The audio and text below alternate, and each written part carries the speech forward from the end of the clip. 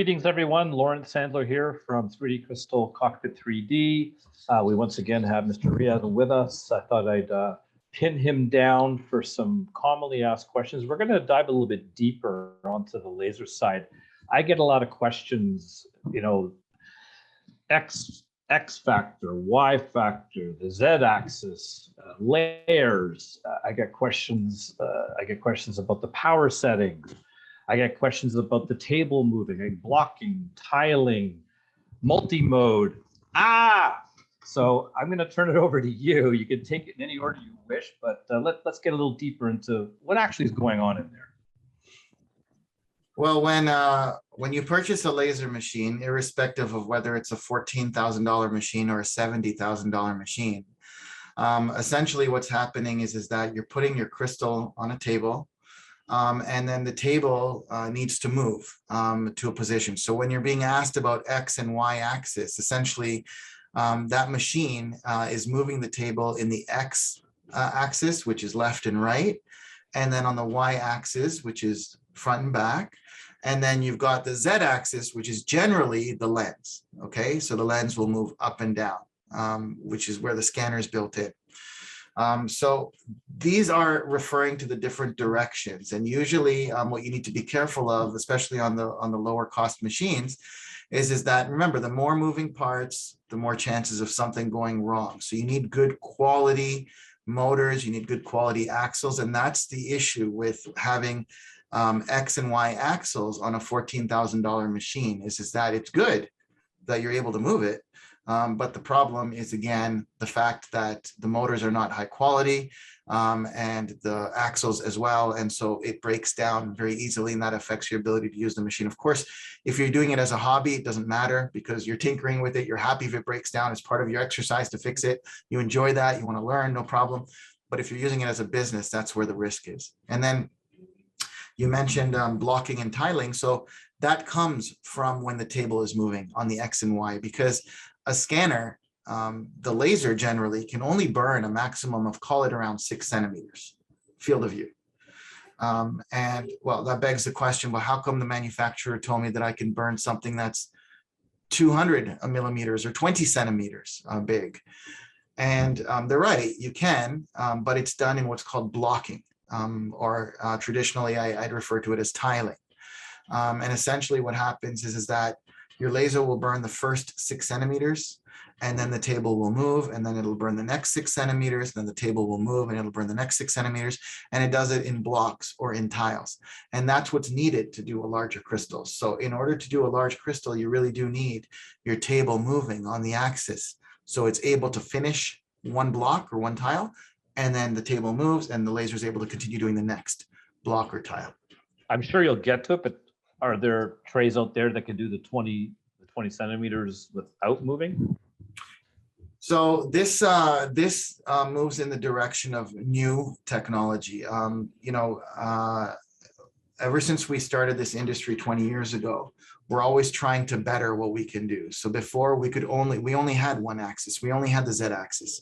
You'd put the crystal on the table and you'd burn it. And you were only producing crystals the size of, a 6 centimeter field of view or 8 centimeters tall, like something like this here, this size. This would have been the largest size back in at the turn of the millennium in the year 2000 that we would have been able to produce.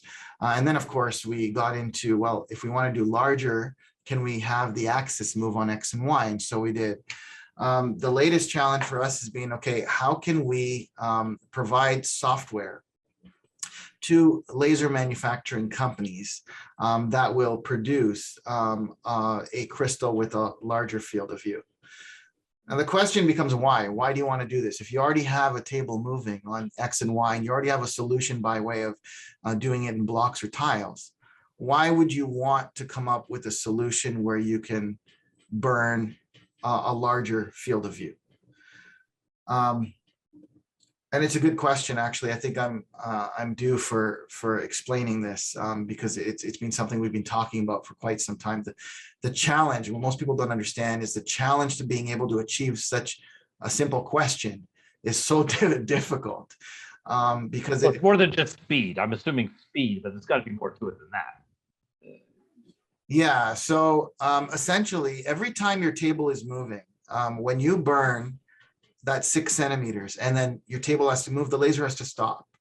So the laser stops, the table moves, and then it burns the next 6 centimeters. And because the laser has to stop, and because the table has to move, this is causing a waste of time, and therefore the burn time is quite long. The other problem is that the quality of the burn. So what you'll notice many times is if you look at a large crystal closely, you'll see what's called tiling lines. It looks like a grid pattern. It's either like a whitish color or a grayish color. And this is the point of connection where the laser moved the table and then it did the next block, and where those two blocks connect, that's referred to as blocking or tiling. So what we've been able to achieve very recently with Cockpit 3D and some developments on the software and partnering this with the 3D laser box is that you can have the scanner etch 20 centimeters from one end to another. It just swings from one end to another without having to move the table on the X and Y axis. Okay, so 3D laser box, why we have changed our fleet over to the 3D laser box is because, well, number one, it does a 20 centimeter field of view. So I'm able to get a crystal burned in half the amount of time because I don't have to wait for that table to move. I'm able to burn a crystal without seeing these lines. So it keeps the customer happy, and it produces a better quality final burn because you're not seeing the blocking or the tiles. The other beauty about so then it says, well, do you need the X and Y axis? Then yes, you do. And we do have the X and Y axis. And the beauty about the 3D laser box is it's using good quality motors that can sustain weight. And so what that means is that we're able to put multiple crystals on the table and run what I coin multi-mode. Multi-mode meaning that it's burning multiple crystals on a project. The same shape? That's a good question. Is that same shape, same image is generally the question. Does it have to be the same block and the same image? And if you ask most manufacturers out there, they will tell you that you can run multiple crystals on a table. But what they won't tell you is that the crystals have to be identical. So the same crystal shape, 80-50-50, the standard block, and the same image. So it's only good if you're doing a corporate order where the customers ordered identical pieces. Most of us are burning multiple customers' orders with multiple shapes and sizes with multiple images. And so the beauty about 3D laser box is it's multi-mode with different shapes and different files. This is powerful. What this means is that you're able to load the table, walk away. You might put a heart, you might put a rectangle, you might put a small little necklace, you might put a keychain. Press start, walk away, and let this thing run overnight or for the next few hours without an operator having to be there to change the crystal. Okay, that's key. So you can have this robot running for you, working for you, and producing for you so that the next morning when you open up the door, all the crystals are already done. Hands off, lights out. That's what this is. Yeah. Exactly. And this is critical if you really want to be serious about running a business, because this is, people say, oh, but I'm not a large business, so I don't necessarily need multi-mode.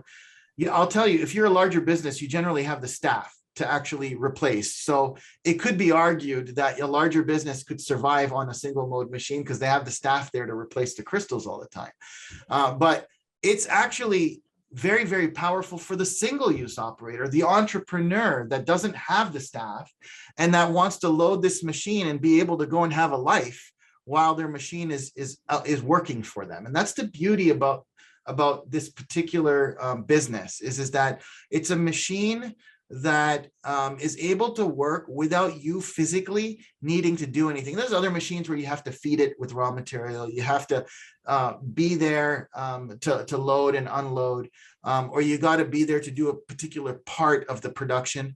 With subsurface laser engraving, specifically with the 3D laser box, you're able to load the projects, create this table of multi-mode with what you want to burn, press start, walk away, and let it do its thing. And that's the benefit of 3D laser box.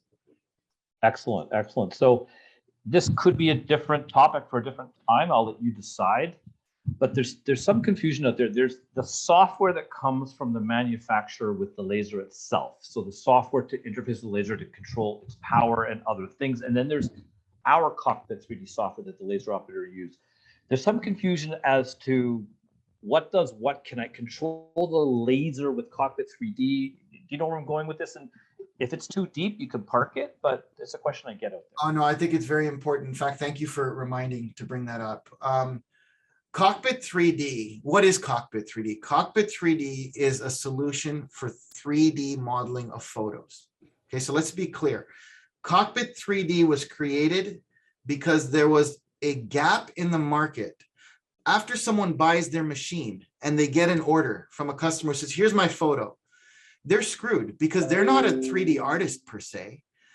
They don't have knowledge on how to model 3D. And if they try and hire a 3D artist, it's going to cost, you know, $50 an hour. When you buy your machine and someone gives you a photo, you can think of Cockpit 3D as your team of artists. So you've got a team of artists where you're going to cockpit3d.com, you're uploading the image, and your team of over 200 artists are waiting to do the modeling for you. They're your staff, but they're working for just a few dollars per image, okay? They're uploading that 3D file back to you, and now you've got the file to put into your laser. Now, you can run Cockpit 3D, so you can request a 3D file from cockpit3d.com. When you get the file back, you have control using Cockpit 3D software to size it, because your customer might want a heart. They might want different inscription. They might Can want I have my own engraving after the fact? Exactly. You might want to change inscription or engraving, or they might want to buy two different sizes. You might do an add-on where they buy the heart, they get a keychain at a discounted rate, you know? So you have control over changing the size of this file and saving it for your laser. And this works for any laser, any subsurface laser engraver out there. Okay. So I can save in any format like this. You can save in DXF, Okay. save in CAD, you can save in CBF, you can save in RMD. Okay. So Okay. essentially, that's what Cockpit 3D is allowing you to do. Now, once you've saved this file, you now load this file in your machine, on your machine's software. It doesn't matter which machine you purchase, all right? You can save this file and load it on any machine. The issue is that normally the machine that you purchase will have a restriction on the type of file that it will load. Remember, we talked about the ability of doing blocking or tiling. So if you're going to save a large file, something that's called it a 180 by 120 mantle, that file needs to be done in tiling or blocking with your machine. So your manufacturer is going to force you to process this file. They're going to say, hey, take this file from Cockpit 3D that you've received, open it in our Chinese software, process it, and then run it on your machine. And the problem with this is that it's a waste of time, first of all, especially when you're busy, to have to process, because processing takes time. And secondly, is that it affects the quality of the burn. When you process a file, you're essentially resorting the points. And so therefore, the final output is not going to be as sharp as the actual file that Cockpit 3D created in HD. More processing, essentially.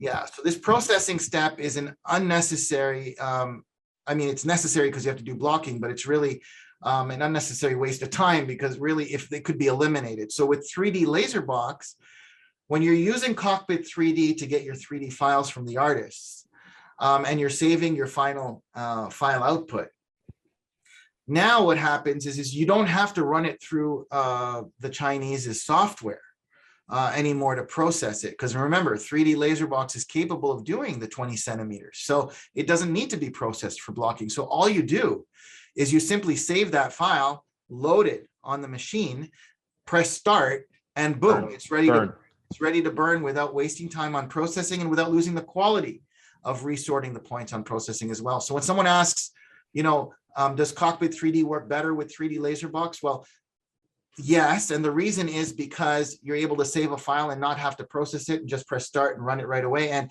do it without having to go through the blocking and the table moving, etc. Does Cockpit 3D work well with any other laser? Yes, except that because of your laser manufacturer, they are forcing you to have to take our file, or any file for that matter, and process it first and then burn it. So then it goes without saying that Cockpit 3D is just going to be the most tightly coupled with the 3D laser box for obvious reasons.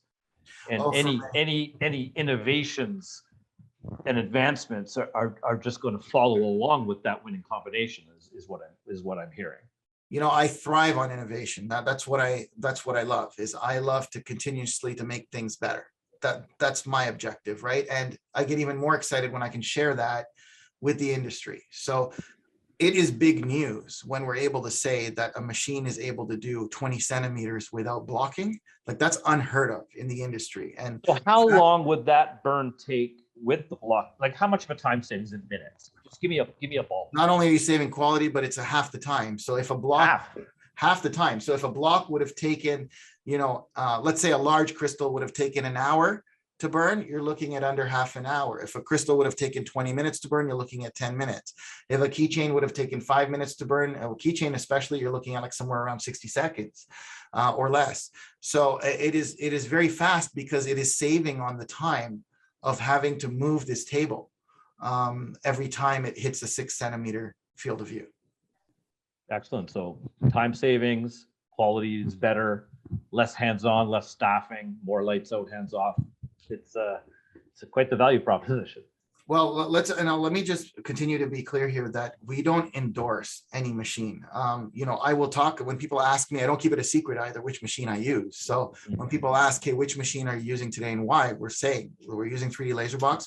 We're buying it from the manufacturer. Yes, we've helped them out on the software side of it. We're cooperating together, which is a very, very powerful combination because now you get a kind of a one-stop shop.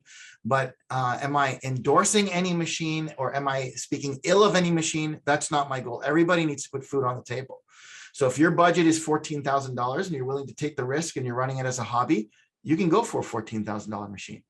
If you're looking to get something that is more robust, that can do more of the functionality that we've talked about in terms of multi-mode and larger crystals in half the time and more seamed with Cockpit 3D, then 3D LaserBox is your solution. But there's many solutions out there. We're just here to share information and then to provide you with the education that you need to make a well-calculated decision. Excellent. All right. I guess that's a good closure, if we want to call that a wrap for this particular session. We've got lots more candidates lined up. For example, what are the top 5 rookie mistakes with a brand new laser operator? So we have other topics coming that are hopefully of interest. So once again, like the videos, share them, endorse them. Any other closing remarks from Riaz? Go ahead, please, and then we'll call it. Subscribe, click that the thumbs up, and just let us know that you're watching, and more importantly, that it's benefiting you. That's what's important. We're putting the time into this without any sponsors. We're doing it just because we really do care. We want to help the industry grow. We want to help new entrepreneurs do well. And so let us know if this is helping you in any way. Please do provide comments, subscribe, like, share, turn notifications on as well.